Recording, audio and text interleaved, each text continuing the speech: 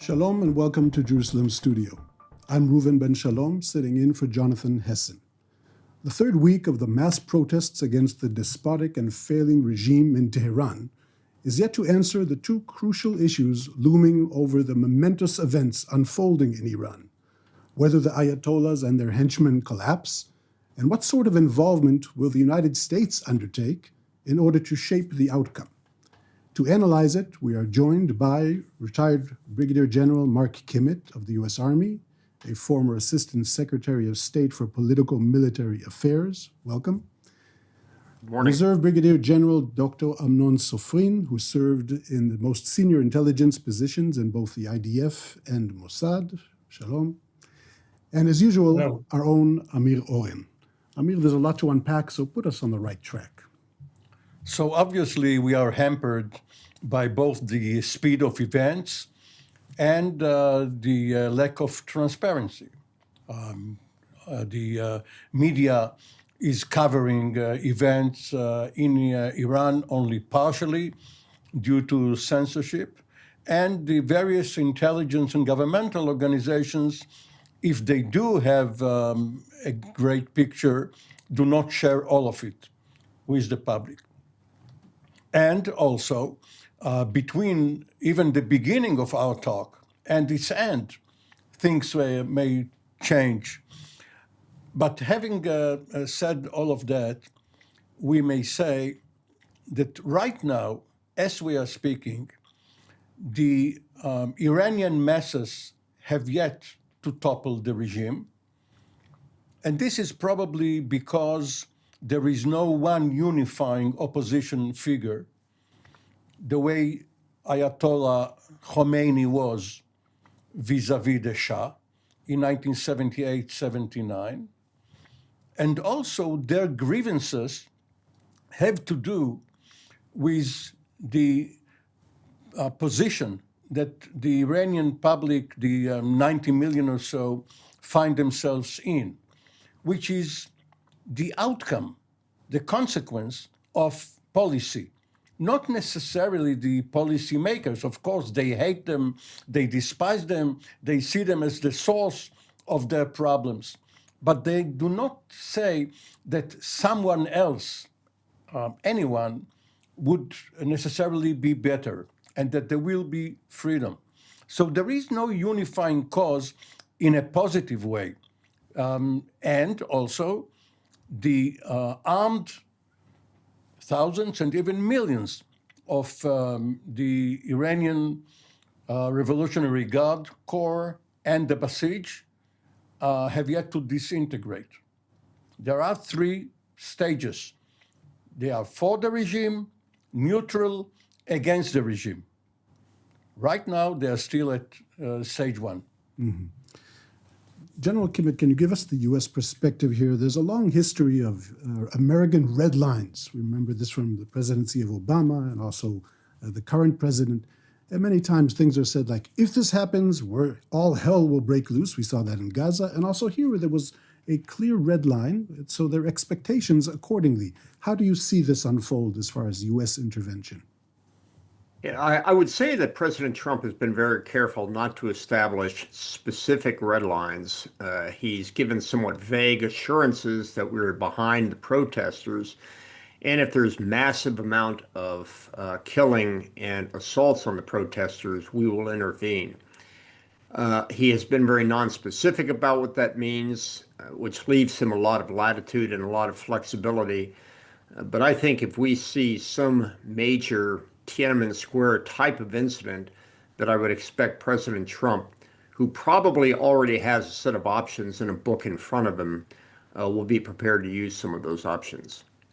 Are we in a kind of reality, General Kimmitt, still with you, that if a U.S. intervention is underway, we will know because of the assets allocation and that everyone's talking about it? Yeah, the United States is not very black and quiet when it comes to its assaults. Even something as small as going into Honduras into Venezuela with a small number of troops on the ground was a tremendously large operation. Probably 80% of that had to do with backup plans, failure plans, rescue plans. So when the United States goes in, it goes in big. General Sofrin, how do you see that from the Israeli perspective? I know a few days ago there were a lot of speculation here. I think many of us got phone calls Saturday night telling us, it's tonight, get all the supplies ready. Now there's a very clear clarification by the IDF, if I understand correctly, that this is internal Iranian business, so the focus more is maybe on U.S. intervention. But how do you see this, and how do you see the stability of the regime? Is it really possible that this regime will be toppled? First of all, let me say something simple. The Iranian people are, say, in a way, crossed the threshold. That means they are not deterred anymore. They can have the ability and the courage to engage and to face the regime and to attack many of its symbols in many cities, wherever they can do it without being hurt. And so far, the Iranian regime didn't react to its full capabilities. That means that the IRGC, which has a lot of capabilities, and the armed forces are not fully intervening in what happens inside Iran. That means that there is still a lot of leverage to use against the people, if and when needed. Now, regarding the effect of Israel, somebody tried to frighten us that the Iranians are aiming to attack Israel and so on. The Iranians won't attack Israel right now because of, first of all, they don't have the ability to do so to what they call to a wider extent. Second, because of the fact that they know that Israel is waiting for such an ability to retaliate and to hit back on many, many facilities that were not fully damaged during the Rising Lion, operation on June 2025. And therefore, I believe that they are restrained right now. They don't mean to attack Israel. If they're going to attack or to try to attack Israel, it's only when the regime understands that this is what we call its end of its era. Then they might do something like that in order to unite the people against what we call another external enemy and not inside. If I want to sum up and to get to some conclusion, I believe that the regime is still stable, has still stability. It is not yet going to be toppled very soon, and it takes a lot of efforts. And without an outside intervention, I don't believe that something like that is going to happen. Mm-hmm. Mr. Oren, can you also address the, I'm sorry, there's an echo in my ear, so I thought someone was speaking to me. Mr. Oren, can you address the issue of how Israel is perceived in Iran? It's certainly being used now as a propaganda tool. I saw a statement by the Minister of Foreign Affairs putting it out as if there's clear evidence of Israeli manipulation and intervention and footage. How do you see this? So the Iranian regime has listened carefully to the pronouncements out of Jerusalem and Tel Aviv, and therefore it gave their propaganda some value because Israel at least has been applauding and encouraging verbally the protesters, and there's a very short distance between such pronouncements in public fora and actions on the ground. Sometimes it's contradictory. You want to act covertly without drawing attention to what you're doing. But with Israeli ministers, usually they put their mouth before their muzzle. But the Iranians or the Iranian regime knows that the Iranian population doesn't like foreign intervention, even if the masses themselves are against the regime. And it will be counterproductive for Israel or anyone else to intervene, and especially publicly.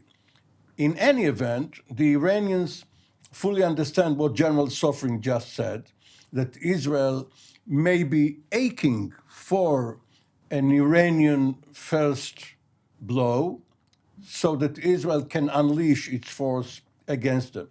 So they, up to now, they have again called Israel the small Satan, little Satan, but they also want to have a dialogue with Trump.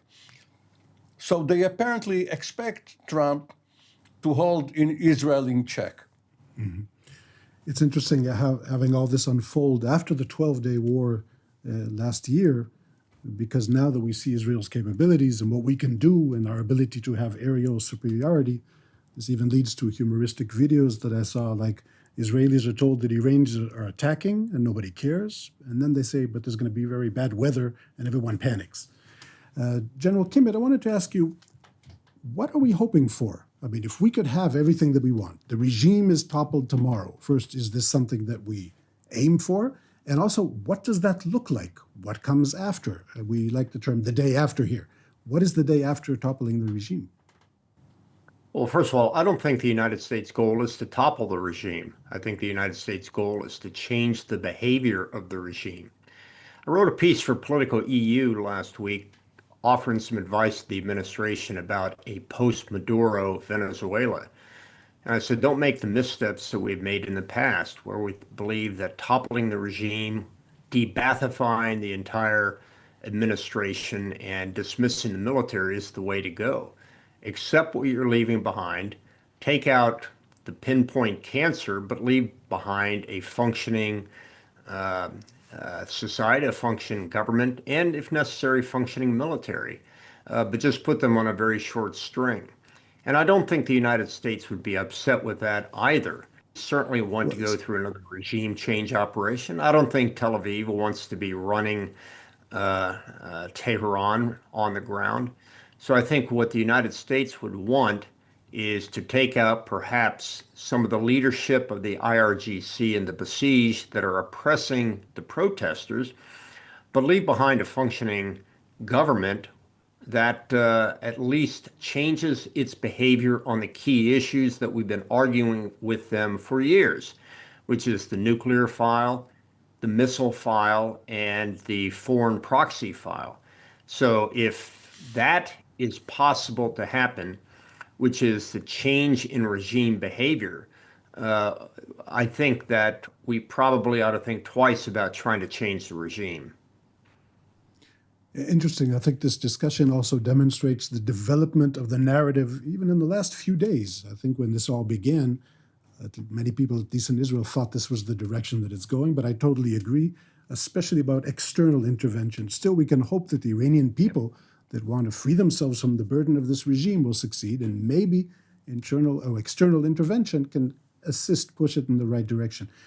General Sofrin, how do you see this as far as the ability to intervene and influence what the Iranian people are trying to do?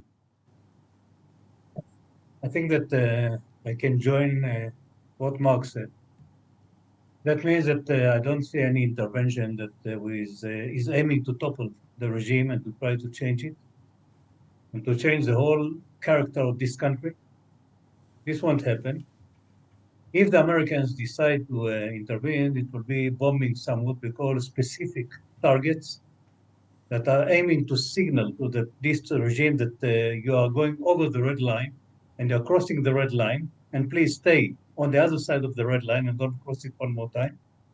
But they don't mean to topple the regime, and Israel is not aiming to do that as well. Even though everybody in Israel may wish that this will happen, but I don't believe that it can happen without any what we call external intervention. Therefore, I see that, and I don't believe that trying to attack by specific targets of the RGC and the Basij will change the regime change and its character.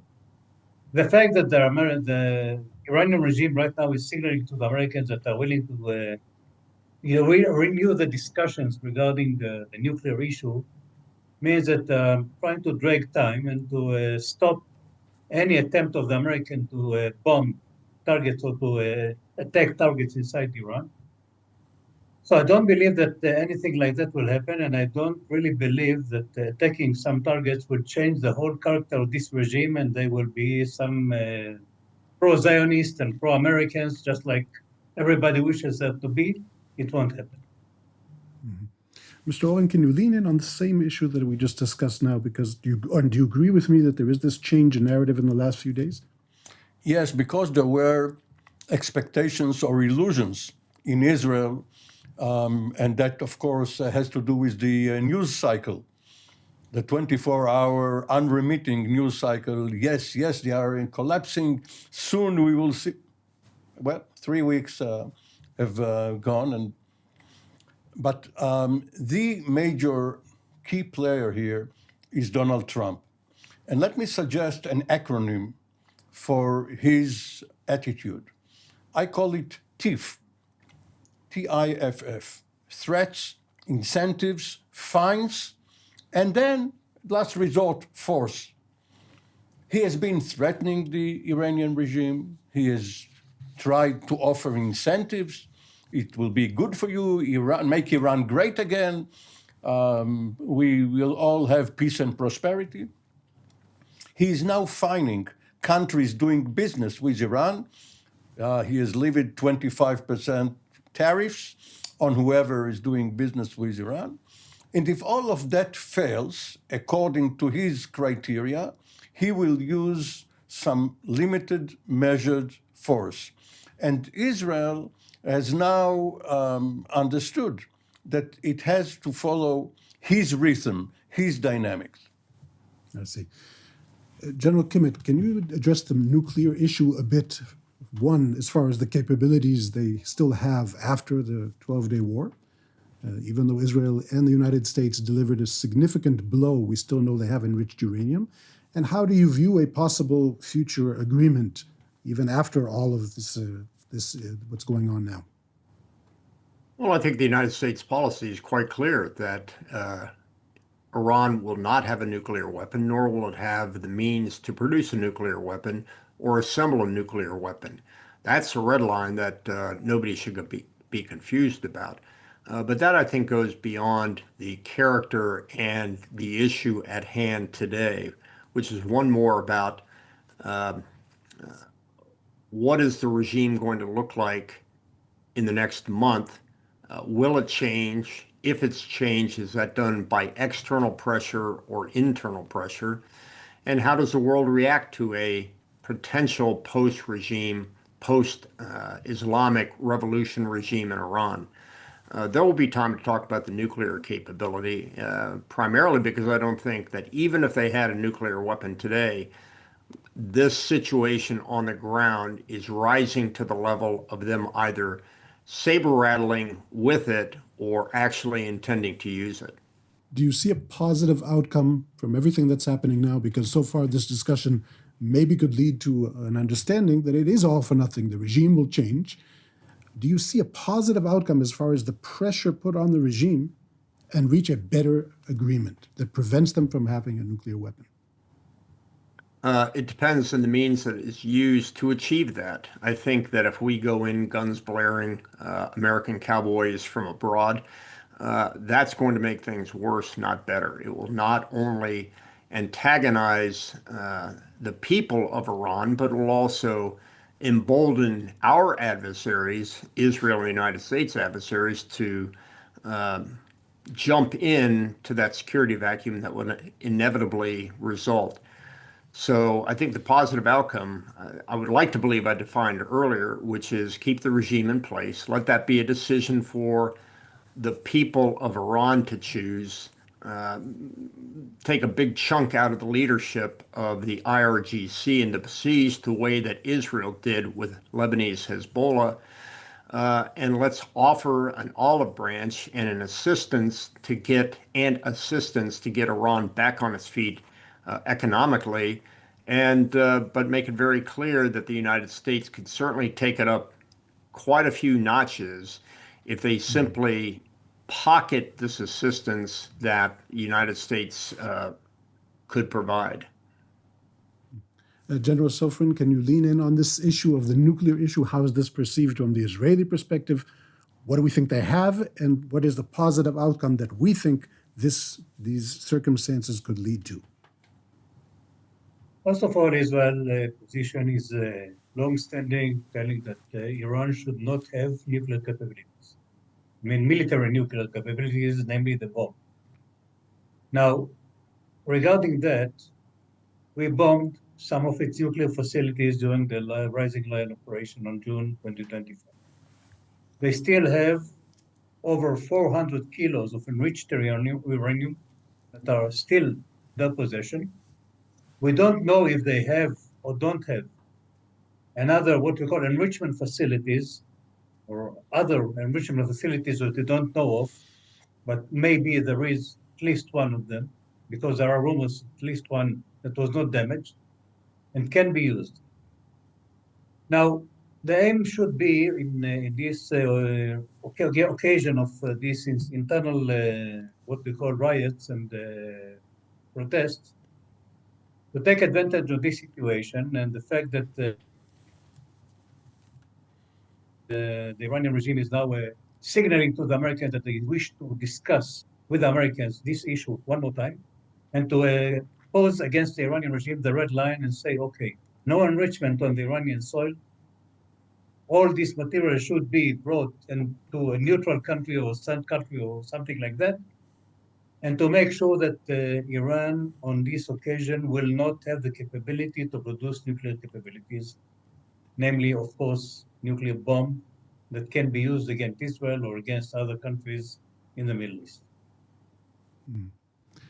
Mr. Oren, are you at all concerned that during this long war that we just had, we many times spoke of great achievements, and then a very short time after that, we're back to great threats and a lot of things to do? Well, this is the nature of things. People and nations and military forces recover within a few weeks or months, especially if there are suppliers from the outside, Russia or the Soviet Union after the 1973 war, China, others. And with all due respect to our distinguished generals, we may be generalizing too much when, not here in this panel, but generally. When we talk about the regime, perhaps experts in various intelligence agencies have identified potential cracks, specific people who would be willing to take over, not as a coup, but if the number one guy is no longer there, just like it happened in Venezuela. The number two, in this case woman, the vice president, has taken over with the blessing of President Trump. Perhaps there is a more moderate Ayatollah, or it sounds like a contradiction, a moderate mullah, but who knows? If Khamenei is no longer there, we saw what happened to the IRGC when Soleimani was eliminated. It did make a difference. So maybe there are efforts trying to identify, isolate, and then perhaps put up a candidate with one caveat, and that is the lesson of the Diem assassination in South Vietnam, which was considered a positive step by the Kennedy administration, but shortly thereafter brought about the boots on the ground. Mm-hmm. We don't have much time in the last issue, and I know it's a bit sensitive, but I want to address the scenario where Israel does get involved, not by striking, I don't think there's any intention to do that, but if there is a U.S. strike on Iran and they retaliate by firing at Israel, I would like to know what our generals think, starting with you, General Kimmitt. What do you think this scenario would look like? Because the Iranians must have learned lessons from last time. How do you see the cooperation, the umbrella of defending Israel? And how do you think this will be, trying not to scare our Israeli viewers too much? Yeah, well, I would say as a general matter that not only did the Iranians learn a lot from the attacks on Israel last time, the unsuccessful attacks, but Israel and the United States learned a lot as well. I would say that it would certainly not be the same unblemished outcome that we saw last time, but I would certainly hope that the majority of attacks, if not the super majority of attacks, would be defeated and wouldn't bring any harm to Israel. And I know the United States certainly has the capabilities in the region to make sure that that happens. General Sofrin, what do you think about this scenario of an Iranian strike on Israel? I think, first of all, the Iranians will think 3 times before taking Israel. And if they choose to do so, our defensive systems are more, let's say, more mature, learned all the lessons from the last round we had with Iran on June 2025. And I believe that they will meet another scenario of Israel defending itself with the assistance of the US and other partners in the Middle East. And I believe the damage will be less than it used to be about 6 or 8 months ago. Let me take exception. The generals were politicians, so maybe the diplomat can be a general. I will take exception only partially. It is true that Israel can strike decisively at Iran, but because only 7 months ago or so, Israel has declared the enemy be ridden off, if so soon after that great success, there is another round, this time around, the price the Israeli rear will pay will be more important to the domestic Israeli public than the achievements in Iran. The achievements will be accepted as what's new. This is what we are capable of. But if more buildings in more Israeli cities, more factories, more laboratories, more military bases are struck, the Israeli public will resent it. Mm-hmm. Okay, still I believe in the combined architecture with Americans and Israeli resilience, but I totally agree with you. That's all the time that we have. I would like to thank our guest, General Kimmitt, General Sofrin, Mr. Oren, and also to thank our viewers at home as well. Until the next edition, Shalom from Jerusalem.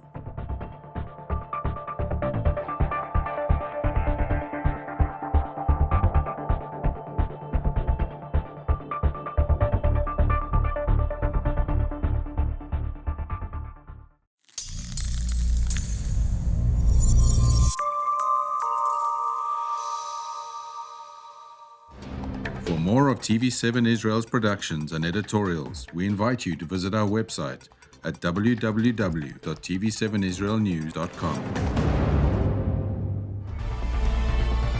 Jerusalem Studio, now available on Spotify.